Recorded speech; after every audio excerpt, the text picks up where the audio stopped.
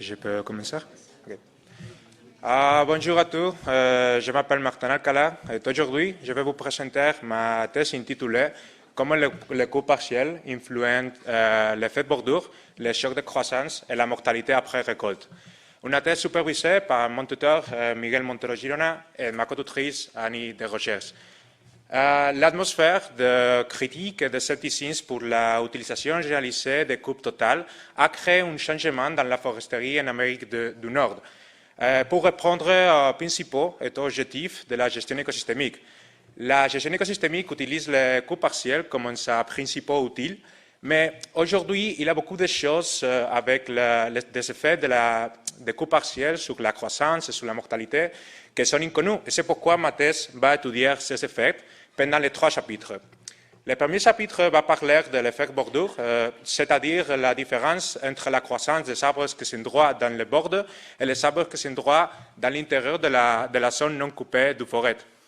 Pendant le second chapitre, le choc de la croissance sera étudié, c'est-à-dire les périodes de temps après l'abattage où les arbres montrent une croissance très réduite ou nulle. Nous allons étudier les deux effets et comment ils sont liés avec l'intensité de récolte, avec le type de forêt. Nous allons travailler avec les pins gris et les pinets noirs, et avec le type de sol, le sol d'argile. Et pour la première fois, nous allons étudier le sol sableux des esquers de la MRC Abitibi.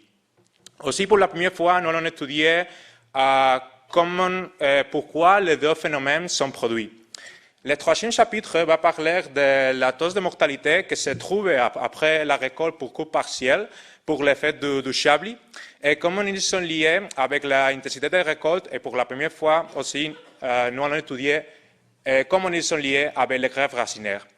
Au cours de cette thèse, nous prévoyons un effet bordure plus élevé dans les sols d'argile et aussi une chose de croissance plus longue dans les sols sableux des esquers. Aussi, une augmentation dans l'intensité de récolte signifie que nous prévoyons un effet bordure et une choc de croissance plus élevé et aussi une mortalité plus élevée pour les deux espèces. Mais pour les forêts de pinets noirs sur le sol sableux, nous prévoyons une taux de mortalité plus élevée contre le taux de mortalité des pins gris. Aussi, nous prévoyons que les greffes racinaires vont produire une réduction dans la mortalité après récolte.